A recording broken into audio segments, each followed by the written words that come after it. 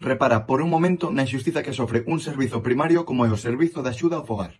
Este servizo foi privatizado cun goberno bipartido entre PP e UCPA, o que agora é a CIP, e mantívose os 8 anos seguintes así con outro goberno bipartito entre BNG e PSOE. Durante todo este tempo, o SAF, que é o servizo máis importante dos que presta a Administración Municipal, mantivose ao mínimo prezo posible, vulnerando os dereitos das traballadoras, que ademais sufriron unha falta de retribución de centos de horas por parte das distintas empresas ás que se lle concedeu o servizo. Estas mulleres teñen que dedicarse ao 100% física e mentalmente a un servizo que se presta aos 365 días do ano cunhas condicións indignas e insuficientes. Xa basta.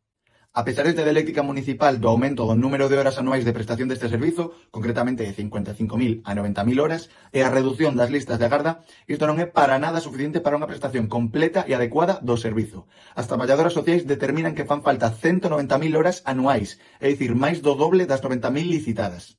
O que agrava aínda máis a situación é que este aumento no número de horas realízase a costa das condicións laborais das traballadoras, que manteñen o seu escaso salario de 9 euros brutos a hora a pesares das súas reivindicacións. Todo isto sen esquecer que a empresa, polo mero feito de existir, xa recibe o 5% do beneficio empresarial, máis o beneficio que poida sacar adicionalmente.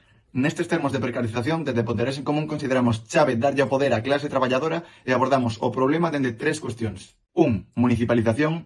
2. Dereitos das traballadoras e 3. Dereitos das persoas usuarias. Un servizo de axuda ao fogar municipalizado é a única garantía de que os dereitos das persoas usuarias non repercutan negativamente nos dereitos das persoas traballadoras.